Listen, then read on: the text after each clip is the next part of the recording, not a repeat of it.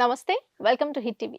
మీకు ఎటువంటి సమస్యలున్నా వాటి పరిష్కారానికి మేం చేస్తున్న ఈ కార్యక్రమమే అదాలత్ విత్ అడ్వకేట్ రమ్య గారు. ఈరోజు స్టూడియోలో అడ్వకేట్ రమ్య గారు ఉన్నారు. వారితో మాట్లాడదాం. నమస్తే మేడం. నమస్తే Mounika.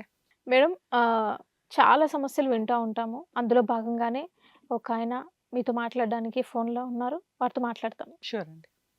Hello hello, good sir. Afternoon. Sir నమస్తే సార్. Good afternoon. మీ పేరండి? నా పేరు హనుమంత్ మేడం. సదాశివపేటలో ఉంటాము. ఓకేనండి. రమ్య గారు ఉన్నారు, మాట్లాడండి. ఓకే. హనుమంత్ గారు నమస్తే అండి. నమస్కారం మేడం. సార్ చెప్పండి సార్, ఏంటి మీ ప్రాబ్లం? నా ప్రాబ్లం వచ్చేసి మా భార్య వాళ్ళ మేనత్త కొడుకుతో తిరుగుతుంది మేడం. మ్యారేజ్ అయ్యి 3 ఎంతకాలం అయింది సంవత్సరాల సార్? నుంచి. మాకు 14 సంవత్సరాలు కంప్లీట్ మేడం. ఇప్పుడు ఏప్రిల్ వస్తే 15 సంవత్సరాలు పూర్తవుతుంది. ఓ, పిల్లలు ఉన్నారా? 3 పిల్లలు మేడం. మీరేం చేస్తారు, మీ వైఫ్ ఏం చేస్తుంది? నేను సదాశివపేట ఎంఆర్ఎఫ్ లో జాబ్ చేసేవాడిని. సార్ ఈమె తిరగడము, నాకు ఆల్రెడీ ఒకసారి పోలీస్ స్టేషన్ లో కంప్లైంట్ చేసి నన్ను కూర్చోబెట్టి వెళ్ళిపోయింది. కూర్చోబెట్టి వెళ్ళిపోయిందా? అక్కడ కంప్లైంట్ చేశారు సార్, వాళ్ళు అక్కడ కూర్చోబెట్టుకున్నారు నన్ను మొత్తం రోజు. వాళ్ళే అయితే కంప్లైంట్ నేను ఇచ్చారు మీ మీద? కొట్టానని కంప్లైంట్ ఇచ్చారు. 3 సంవత్సరాల నుంచి జరుగుతుంది మేడం ఇది. ఆహా, ఓకే. ఇప్పుడు మీరిద్దరు కలిసి ఉన్నారా, విడిపోయి ఉన్నారా సార్? విడివిడిగానే ఉన్నాం మేడం. విడిగా ఉండి ఎంతకాలం అవుతుంది? 5 నెలలు అవుతుంది మేడం. అయితే 3 సంవత్సరాల నుంచి ఆమె 3 నెలలు అమ్మగారి ఇంట్లో ఉండాలి, ఓ నెల నా దగ్గర ఉండాలి, మళ్ళీ గొడవ పెట్టుకొని వెళ్ళిపోవాలి. 3 3 ఇయర్స్ బ్యాక్ సంవత్సరాల వరకు నుంచి ఇదే జరుగుతుంది. 3 ఇయర్స్ బ్యాక్ వరకు మీరిద్దరు బాగానే ఉన్నారా? అంత బాగానే ఉన్నాం మేడం. ఎవరెవరు ఉంటారు సార్ ఇంట్లో? నేను, మా భార్య, 3 పిల్లలు మేడం. ఇప్పుడు అమ్మాయి వాళ్ళ అమ్మ వాళ్ళ ఇంటికి వెళ్ళేటప్పుడు పిల్లల్ని తీసుకొని వెళ్తుందా, వదిలేసి వెళ్తుందా? తీసుకొని వెళ్తాం మేడం. ఓకే. మరి వాళ్ళ ఎడ్యుకేషన్ అంతా స్పాయిల్ అవుతున్నట్టేగా ప్రతిసారి? అవును మేడం. ఎందుకు వెళ్ళిపోద్ది వచ్చిన దగ్గర నుంచి? అయ్యో, 1 నెల మంచిగానే ఉంటది మేడం. మళ్ళీ వాళ్ళ అమ్మ వచ్చి గొడవ పెడుతుంది. వాళ్ళ మేనత్త కొడుకుతోనే నేను వాళ్ళని మొదటిసారి పట్టుకున్నప్పుడే నిలదీసిన, వాళ్ళ అమ్మ వాళ్ళ ముంగల్నే నిలదీసిన. అప్పటి నుంచి కాపురం చేయను, విడాకులు కావాలి, అదొక్కటే ఆమె, అదే ఒక్కటే చెప్తుంది. కాదు సార్, ఇప్పుడు మీ వాళ్ళ మేనత్త కొడుకుతోటి అక్రమ సంబంధం ఇన్ని సంవత్సరాల తర్వాత 3 పిల్లలు ఉండి కూడా పెట్టుకుంది అని మీ డౌటా? కనిపెట్టారా, లేకపోతే లేదు రెడ్ మేడం, హ్యాండెడ్ గా కనిపెట్టాను దొరికింది? మేడం.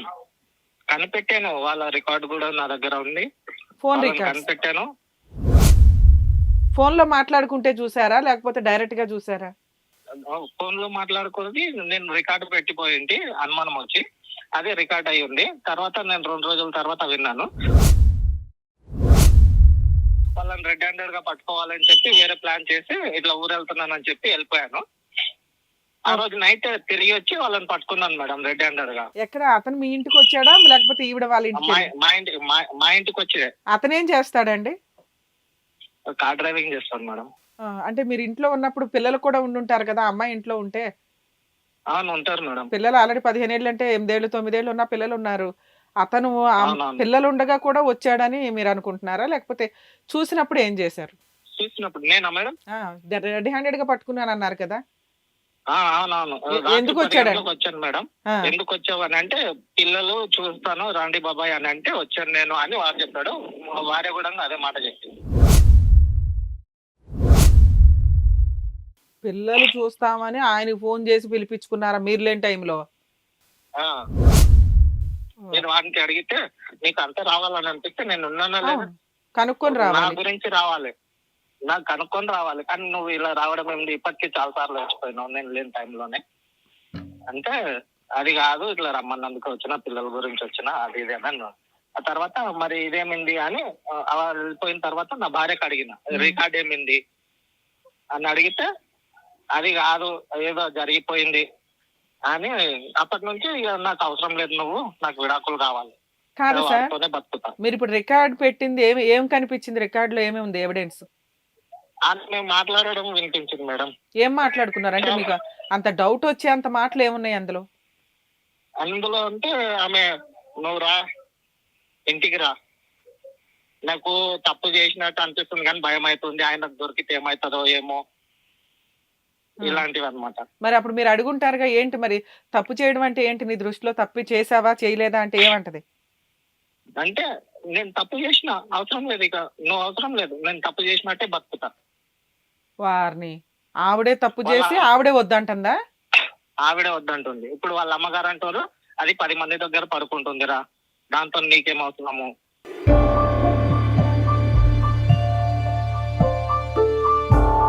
వదిలేయి, నీ దగ్గర సాక్ష్యాలు ఉన్నాయి కదా, కేసులు వేసుకో. కేసు వేసుకో, విడాకులు తీసుకో, అది కాపురం చేస్తానన్నా నేను కాపురం చేయనియను అని వాళ్ళ అమ్మనే ఎందుకని ఇప్పుడు వాటి ముందు తీసుకెళ్తుంది. అసలు ఇప్పుడు మీది వాళ్ళది క్లాష్ అవుతుందండి. మీకు ఇప్పుడు ఒక అనుమానం వచ్చింది. అనుమానం వచ్చింది ఎందుకు? అవును. వాళ్ళ మేనత్త కొడుకుతోటి అక్రమ సంబంధం ఉందని. దాన్ని కనిపెట్టాలని మీరు అనుకున్నారు. కనిపెట్టి ఏం చేద్దాం అనుకున్నారు? ఒకవేళ దొరికితే ఏంటి మీ ఉద్దేశం? దొరికితే అయినా నేను తప్పు ఆమె చేసింది, అయినా నేను నా కాపురం నా పిల్లల గురించి అని నేను ఆలోచిస్తున్నాను మేడం. అప్పుడు మీరు కనిపెట్టకుండా ఉంటే సరిపోయేది కదా. సరిపోయేదే, కానీ ఇప్పుడు కనిపెట్టినాక ఇప్పుడు ఆమె కాపురం పోయిందిగా. పిల్లల కోసం మీరు ఏదైతే తాపత్రయపడుతున్నారో అది పోయిందిగా. ఇప్పుడు ఆవిడ ఎట్లాగో చెడిపోయింది. ఎదురు వాళ్ళ అమ్మ కూడా ఆవిడకే సపోర్ట్ చేస్తుంది. అవును మా అమ్మాయి తిరిగిద్ది, ఏం చేసుకుంటారో చేసుకోండి అని. అవును, కనిపెట్టడమే తప్పయింది. కానీ నేను మనశ్శాంతిగా, ఆమె నాతో మనశ్శాంతికి అప్పటికి కూడా ఉండట్లేదు. అది ఏదో తేడా కొడుతుంది అన్నట్టే కనిపెడదామని చేశాను. అది రుజువు అయింది. అప్పటి నుంచి ఆమె తెగించేసింది, నువ్వు ఏమైనా చేసుకో. మీరు కనిపెట్టిన దగ్గర నుంచి ఇంకా తెగించింది. ఏం చేసుకుంటావో చేసుకో. తెగించేసింది. అసలు ఏం చేసుకుంటావో ఇప్పుడు ఆవిడ చేసుకో. డైవర్స్ ఇవ్వను అంటే మనం ఇవి పెట్టుకొని ఏమన్నా ఫైట్ చేయొచ్చు కానీ ఆవిడే డైవర్స్ ఇచ్చేస్తానంటుంది. మనం ఎదురు బతులాడుతాం. ఆమె ఇవ్వనంటుంది. డైవర్స్ ఇవ్వనంటుందా? ఇవ్వను, డైవర్స్ ఇవ్వను, నీ దగ్గర సాక్ష్యాలు ఉన్నాయి, పోయి చేసుకో. మరి ఇందాక డైవర్స్ ఇవ్వను, డైవర్స్ ఇచ్చేస్తానంటుందండి అన్నారు మీరు. డైవర్స్ ఇస్తే తీసేసుకోవడం బెటర్ కదా. డైవర్స్ నువ్వే చేసుకో, నాకు సంబంధం లేదు. డైవర్స్ నేనైతే కాపురం చేయను, నీ దగ్గర సాక్ష్యాలు ఉన్నాయి కాబట్టి నువ్వేం చేసుకుంటావు చేసుకో. విడాకులు ఇస్తావా ఇచ్చేయి, నేను తీసుకుంటా, నీతో మాత్రం కాపురం చేయను. అతనేమంటున్నాడు? అబ్బాయా? అబ్బాయి నాతో మాట్లాడాడు మేడం. నేను కాల్ చేస్తే కూడా బ్లాక్ లిస్ట్ లో ఉంది. అతనికి మ్యారేజ్ అయ్యిందా? కాలేదు మేడం. అరే, మీ వైఫ్ ఏజ్ ఎంత, ఆయన ఏజ్ ఎంత? నాది వచ్చి ఇప్పుడు 39 running madam. Me wife the? మా వైఫ్ ది 33, అబ్బాయిది 24. అబ్బబ్బా, అయితే నిజమో కాదోనండి, మీరు ఒకసారి ఆలోచించిపోయారా? అంత చిన్న వయసు ఉన్న పిల్లోడితోటి దగ్గర దగ్గర మీ మ్యారేజ్ అయిన దగ్గర నుంచి కూడా చాలా గ్యాప్ ఉంది వాళ్ళిద్దరికి. అవును, గ్యాప్ ఉంది మేడం, కానీ అలా అనిపించదు. ప్రస్తుతం నేను ఇప్పుడు 5 నెలల నుంచి దూరంగా ఉంటున్నాను. మే నెల నుంచి, జూన్ నెల నుంచి. సార్ మా పెద్ద పాప హాస్టల్లో ఉంటుంది. ఎప్పటి నుంచి? లాస్ట్ 3 years నుంచి. ఇప్పుడు 7th class, 5th, 6th, 7th running. ఎందుకండి మీ వైఫ్ ఏమైనా జాబ్ చేస్తుందా? లేదు మేడం, హౌస్ వైఫ్. ఆవిడ ఇంట్లోనే ఉంటుంది. పిల్లల్ని తీసుకెళ్లి హాస్టల్లో వేయాల్సిన అవసరం ఏముంది అనాథలాగా? అంత ఎడ్యుకేషన్ కి 6th, 4th, 5th లో మీరు ఇచ్చే ఇంటర్నేషనల్ ఎడ్యుకేషన్ ఏముందండి హాస్టల్లో వేసే అంత? ఒక ఏజ్ తర్వాత ఎలాగో తప్పదు. ఎందుకని ముగ్గురు పిల్లల్ని పెంచలేక? ప్రస్తుత పరిస్థితుల్లో ఆమె ఇలా చేయడం వల్ల నేను డ్యూటీ సరిగా చేయలేకపోవడము, దానికి జీతం రాకపోవడం వల్ల ఇలా చేశాను. హాస్టల్ కి అప్లై చేశాను, ఎగ్జామ్ క్వాలిఫై అయింది, సీట్ వచ్చింది. ఓకే, మీ గొడవ స్టార్ట్ అయిన దగ్గర నుంచి ఆ పిల్లని అక్కడ వేశారు. అవునవును. సరే సార్, ఇప్పుడు తర్వాత ఈ విషయం తెలిసిన తర్వాత కూడా అమ్మాయి 2-3 సార్లు కాపురానికి వచ్చింది కదా. 3 నెలలు ఉంటుంది, 3 నెలలు వెళ్తుంది. మరి ఆ టైంలో ఆవిడ మార్చుకోవాలిగా, మీరు మార్చుకోపోయారా? నేను ఎంత మార్చుకున్నా వాళ్ళ అమ్మ ప్రతి వారం 10 రోజులకు ఒకసారి రావాలి, ఏదో చెడదొబ్బాలి. తన దగ్గర ఫోన్ కూడా లేకపోయేది. తీసేసాను. మొదటిసారి ఆ గొడవ జరిగినప్పుడు ఫోన్ తీసేసాను. అయితే వాళ్ళ అమ్మ రావాలి, నేను డ్యూటీలో ఉన్నప్పుడు రావాలి, ఏదో మాట్లాడాలి, వెళ్ళిపోవాలి. తెల్లారి నుంచి వాళ్ళ అమ్మ వచ్చిపోయిందా, మరుసటి రోజు నుంచి మళ్ళీ మాకు తగవాలి. ఎందుకు వాళ్ళ అమ్మ ఎంత ఫిట్టింగ్ పెట్టడం? 15 ఏళ్ల కాపురం, 3 పిల్లలు ఉన్నారు. కూతురు లైఫ్ స్పాయిల్ అయితే మన పిల్లల లైఫ్ కూడా స్పాయిల్ అవుతుందని ఆవిడ ఆలోచించట్లేదా? తల్లిదండ్రులు లేని అనాథ నీకేం తెలుసురా? మీకు వెనకాల పేరెంట్స్ నాకు ఎవరు సపోర్ట్ లేదు మేడం, ఒంటరి వాడిని. నాకు నా భార్య పిల్లలే కావాలి. తన తప్పు వెలిచి బయటికి ఎత్తి చూపైనా గానీ నా భార్య నేను మార్చుకోవాలని, నేను ఎవరి దగ్గరికి పోయినా, పోలీస్ స్టేషన్ లో కంప్లైంట్ చేయడానికి పోయినా గానీ వాళ్ళు కూడా పట్టించుకోవట్లేదు. మేడం ఇట్లా చేస్తుంది, సార్ ఇలా చేస్తున్నారు అని అంటే కూడా ఎవరు వినిపించుకునేటట్టు లేరు. అక్కడ నన్నే తిట్టి ఇవన్నీ పెట్టుకొని ఏం చేస్తావురా నువ్వు, చేసుకోపో, ఆమె కాపురం చేయనంటుంది కదా, కోర్టుకు అప్లై చేసుకో, విడాకులు నోటీస్ పంపి నువ్వే, ఆమె ఇయ్యదు. నాకు ఇలాంటివే చెప్పారు సదాశివపేటలో. ఎలాగైనా ప్రస్తుత పరిస్థితులు పిల్లలు ఏమైతావి, నేను తల్లిదండ్రులు లేకుండా 26 సంవత్సరాల నుంచి ఒంటరిగానే ఉంటున్నా. ఇప్పుడు కూడా నేను అలాగే అయిపోయినా, నా పిల్లలు ఉండి కూడా. దీనికి కారణం ఎవరు అనేది ఆమెకు తెలియట్లేదు. ఎలా అవుతుంది, ఎవరి జీవితాలు నాశనం అవుతుంది, నాదైపోయింది, తనది అయిపోయింది. మా పిల్లల భవిష్యత్తు కావాలని నేను ఆలోచిస్తున్నాను. అయితే ఈ 5 నెలల నుంచి నేను దూరంగా ఉంటున్నా. హాస్టల్ దగ్గరికి వెళ్ళినప్పుడు కలుస్తుంది మేడం. అయితే తన రూమ్ కి వెళ్తున్నాను. నేను వెళ్ళినప్పటి నుంచి ఒకసారి వాళ్ళ వాట్సాప్ ని స్కాన్ చేశా. వాళ్ళు ఎలా పచ్చిగా మాట్లాడుకుంటున్నారు అనేది ఇంకా రుజువులు నాకు ఇంకా బలంగా దొరికినాయి, వాళ్ళ రికార్డ్స్. కానీ ఆమె ఇప్పటికీ కూడా పోయిన లాస్ట్ వీక్ కూడా, నీ దగ్గర ఇంత బాగా దొరికిన తర్వాత నేను ఏం చేయలేను, నువ్వు ఏమైనా చేసుకో, నీతో మాత్రం కాపురం చేయలేను, అదొక్కటే చెప్పేస్తుంది.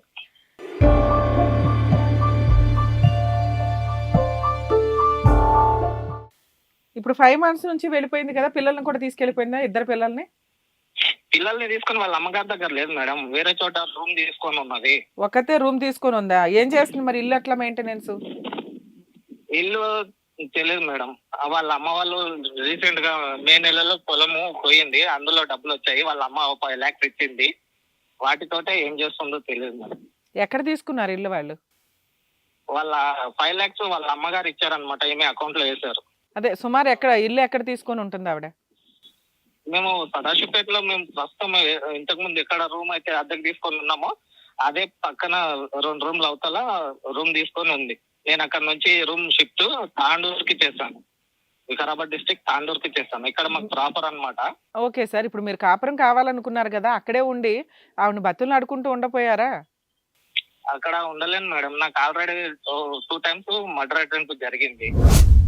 అదొక భయంతో నేను ఇక్కడ షిఫ్ట్ అయ్యాను, అంతేగాని లేకపోతే అక్కడే ఉండేవాడిని. అయినా నాకు అక్కడ పోలీస్ స్టేషన్ లో ఒక రోజు మొత్తం కూర్చోబెట్టేసరికి అందరు నానా రకాలుగా అంటున్నారు, వీడు ఇంత మంచిగా చేయంగా 14 సంవత్సరాలు కూర్చోబెట్టి నడపంగా కూడా అన్ని స్టేషన్ లో కూర్చోబెట్టారు అని మంది సూటిపోటి మాటలు అంటుంటే తలంచుకోలేక ఇక్కడ బయటికి వచ్చేసాను. అక్కడ నుంచి రూమ్ మొత్తం సార్ ఇప్పుడు మీరే చెప్తున్నారు ఫోర్స్ఫుల్ గా అమ్మాయిని కాపురానికి పిలిస్తే మనకున్న ఆప్షన్ ఏంటి? ఆ అమ్మాయి మర్డర్ అటెంప్ట్ కూడా చేసేయచ్చు, మిమ్మల్ని ఏదైనా చేయడానికి ఎక్కువ అవకాశాలు ఉన్నాయి, ఎందుకంటే మీకు వెనకాల పెద్దగా బ్యాక్గ్రౌండ్ లేదు కాబట్టి. ఈమె చేసింది అని నేను అనట్లేదు మేడం. మరి మీకు ఇంకా విలన్స్ ఉన్నారా మిమ్మల్ని చంపడానికి? నాకంటే ఎవరు లేరు మేడం. అయితే తనని కొట్టాను అన్న కోపంతో వాడికి ఆమె అంటే అంత ఇష్టము, వాడే చేస్తాడేమో అని నా అనుమానం, అంతే. కానీ ఈమె చేసింది ఈమెకి తెలియకుండానే జరిగింది ఇది. పిల్లలు ఏమన్నా మీకు ఫోన్ చేస్తున్నారా? మా చిన్న పాప చేస్తుంది మేడం. ఇప్పుడు రీసెంట్ గా మొన్న 15 days బ్యాక్ మా చిన్న పాప ఫోన్ చేసి ఇంకో వ్యక్తి గురించి చెప్పింది మేడం. ఇప్పుడు అమ్మ ఇంకొకరితో తిరుగుతుంది నాన్న? వాళ్ళ మేనత కొడుకుతో కాకుండా ఇంకొక వ్యక్తితో తిరుగుతుంది, వాడు ఇంటికి వచ్చిపోతుండు అని పాప ఫోన్ చేసి చెప్పింది. అయితే రీసెంట్ గా మొన్న దీపావళి రోజు నేను అక్కడే ఉన్నాను. ఉంటే ఇప్పుడు 3వ క్యాండిడేట్ ఉన్నాడు కదా, వాడి గురించి వాడి ఫోన్ నంబర్ దొరికింది. రాత్రి 3 గంటలకి ఫోన్లు చేస్తుండు, వీడియో కాల్ చేస్తుండు. నేను మరుసటి రోజు అడిగిన, ఎవరు ఇట్లా చేస్తుండే ఈ టైంలో అని అంటే, ఫోన్ చేసి అడుగు అని. నేను ఫోన్ చేసి అడుగు, నువ్వే మాట్లాడు అని అంటే ఫోన్ కట్ చేశాడు. మరుసటి రోజు పొద్దున అన్న, ఏమైంది మీ అత్త కొడుకు అన్నావు, నన్ను కాదనుకొని వాడి వెనకాల తిరుగుతున్నావు, ఇప్పుడు వాడిని కూడా కాదనుకొని వీడి వెనకాల తిరుగుతున్నావు అని అడిగితే అలాంటిది ఏం లేదు అన్న, నీ ఫోన్ అని చెప్పి తీసుకున్నాను. అందులో వీళ్ళిద్దరు మాట్లాడుకునే, వాళ్ళ అత్త కొడుకుతో మాట్లాడుకునే రికార్డ్స్ దొరికి అవి నా ఫోన్ లోకి సెండ్ చేసుకొని మొన్న 11వ తేదీ ఇక్కడ వచ్చేసిన. కాదండి, మీరు ఇంటికి వెళ్ళి అడిగితే ఆవిడ మీకు ఫోన్ ఇచ్చింది, మీరు రికార్డు డౌన్లోడ్ చేసుకోవడానికి అవకాశం ఇచ్చింది. అది కాదు మేడం, ఆమె ఫోన్ నా చేతిలో ఇవ్వు అని అంటే ఇచ్చింది. అసలు ఇంటికి రానిచ్చింది కదా, ఇంటికి రానిచ్చింది. మీరు వచ్చారు మమ్మల్ని హెరాస్ చేస్తున్నారని ఏ పోలీసులకి ఫోన్ కూడా చేయలేదు ఆవిడ? చేయలేదు. మరి ఆవిడ మిమ్మల్ని యాక్సెప్ట్ చేస్తుంది కదా స్లోగా. ఇదంతా జరగడము వాళ్ళ అమ్మగారు వచ్చినప్పుడు మాత్రమే మా ఇద్దరికి వాళ్ళ అమ్మ మా భార్యతో నన్ను మాట్లాడనివ్వదు. వాళ్ళ అమ్మ ఉంటే నేను ఒక్కడిని ఉన్నప్పుడు హాస్టల్కి వెళ్తాం కదా, అక్కడ నుంచి రూమ్ కి తీసుకెళ్తుంది. ఇది 3 times తన దగ్గరికి వెళ్ళడము. ఈ 5 months లో 3 times వెళ్ళాను. వాళ్ళ అమ్మ వాళ్ళు మాట్లాడినప్పుడు, నువ్వు ఇంటికి రావద్దు, ఇక అవసరం లేదు, నువ్వు ఇక్కడ రా, పిల్లలు సార్ అసలు ఇప్పుడు అమ్మాయి మిమ్మల్ని యాక్సెప్ట్ చేయకపోతే, ఇంటికి కూడా రానివ్వకపోతే మీరు మాట్లాడాలి.